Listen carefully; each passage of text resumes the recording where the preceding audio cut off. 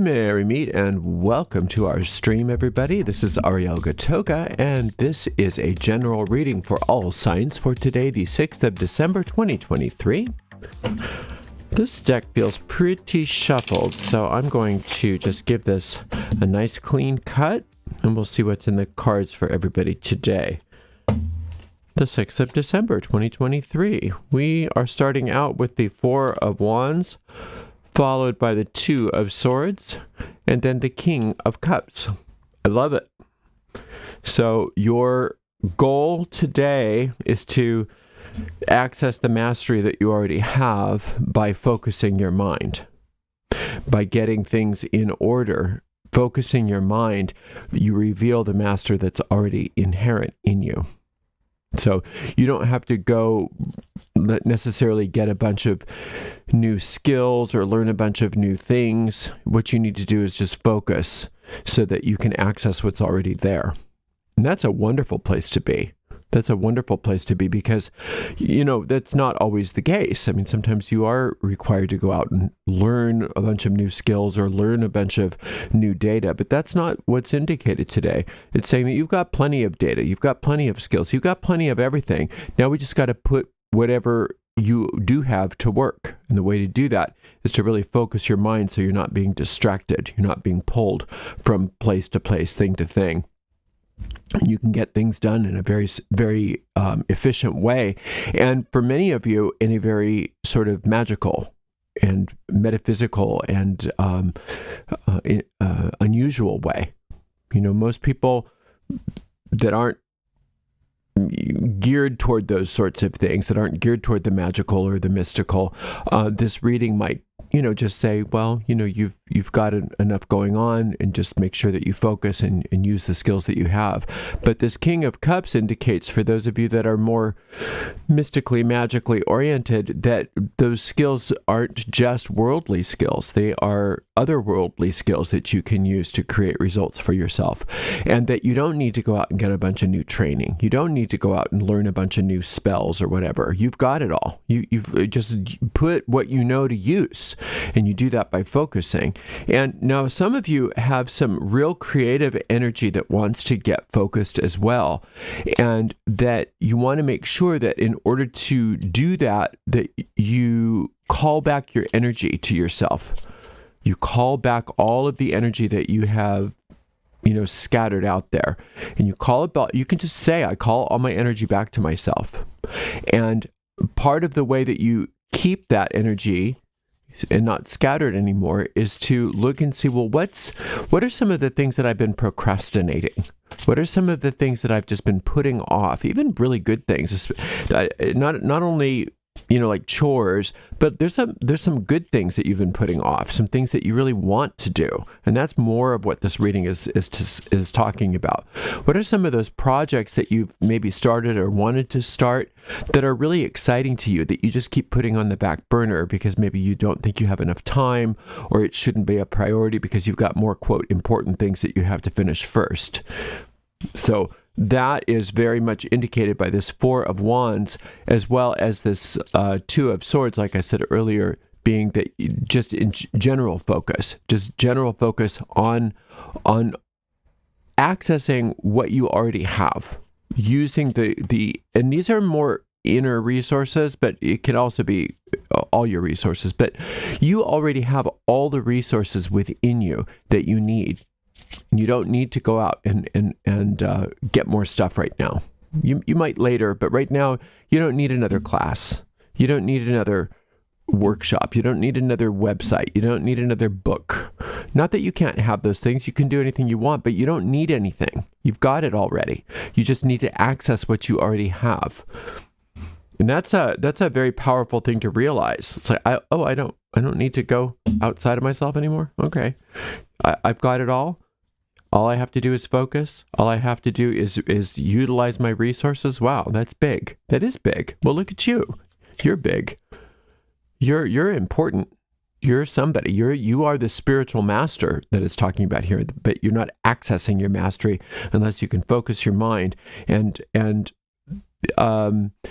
rely on your resources that you already have. Really mobilize your resources. Really organize and focus those resources to their best ends. 10 of Swords, followed by the King of Wands and the Lover's card.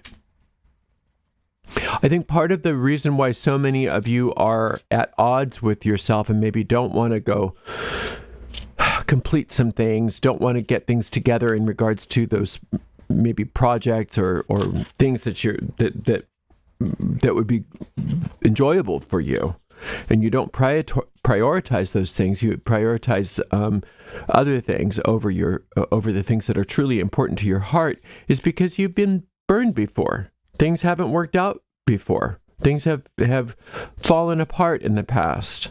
Things have not worked out the way you wanted to. You've made a mess of things maybe sometimes, and you think, well, I'm not going to do that anymore. Look at the mess I made last time, or look at how nothing ever worked out for me, or I tried that and it was an abysmal failure. Well, welcome to our world. You can't just not you can't not get up again if things were an abysmal failure. If I never started again after my first abysmal failure, I wouldn't have found my 25th abysmal failure, which then led to a great success. You know what I mean? So you can't do that to yourself. Don't do that to yourself. You can learn from your mistakes. You know, you can kind of troubleshoot it and say, well, what didn't I do right? Why did that fail? But those failures are such important assets. They're such important resources that you should be organizing. You know, that's kind of what this is almost talking about. This Four of Wands underneath this 10 of Swords. Look at your most recent failure and look at that as not something that you should feel bad about, but look at it as a treasure trove of data that you can analyze and understand and regroup and rework, so that you can have the success that you do want. That's what this reading is really focusing in on quite a bit, because it's saying that you are a master in at least two ways. A master of this creativity that you really do want to get moving on, and you do want to get together, whatever this creativity is. I mean, it doesn't have to be artistic kind of creativity, but whatever that impulse to create or to do something that's important to you is driven by the fact that that's what you're supposed to be doing. But if you hold yourself back because you failed in the past, that's not using those resources. You have to reframe that and say, oh, my failures are some of my most valuable resources, because they are just ripe with lessons and success that just wasn't actuated yet. And all I have to do is look at some of those things that didn't work out so well and reorder them, reorganize them. That's what this four is. It's a reordering, a reorganizing, a rethinking of things, and try again. And maybe that'll be a failure, but then you reorder that and you try it again. And even if all you see is incremental improvement, that's good. But sometimes it's not incremental improvement. Sometimes you just have to tweak things a little bit. And then all of a sudden it's like, whoa, that worked. And then it's repeatable. And I think that that's kind of where you are, is getting to that repeatable success. But you have to keep focus. And you can't feel bad about your failures. You can't feel bad about the things that didn't work. Even if it's a failed relationship, even if it's a failed partnership, even if it's a failed business, whatever didn't work out so well that you don't feel good about, that even you feel maybe some embarrassment, shame, or guilt about it, that's not helpful. What is helpful is to say, yeah, I tried some stuff, didn't work out. Well, good for me for trying, and now good for me for figuring out what didn't work, so that I can get moving. And see, the cool thing about this reading is saying with this Lover's card is that you're not alone. You're not alone. You have a guidance system within you, like a GPS, that can guide you, that can help you to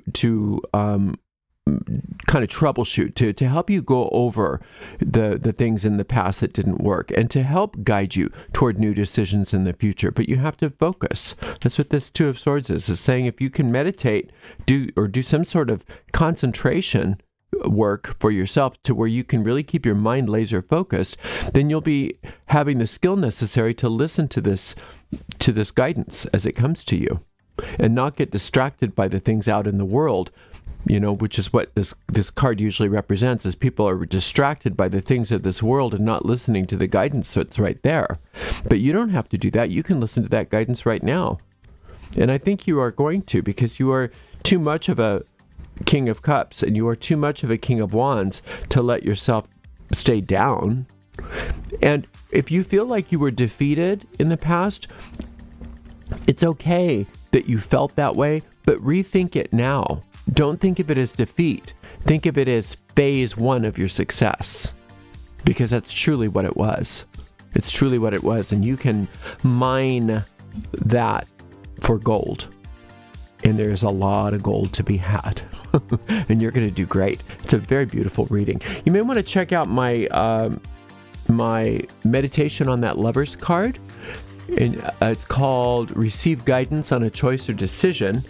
And that is available by following the link right in the video description of this video on my YouTube channel, or going to my website, ariels-corner.com, and click on the Tarot Meditations link in that meditation section. Thank you so much for being with me today. Thank you so much to the amazing moderators, Heather and Dre, and we will see everybody for another general reading tomorrow. Blessed be.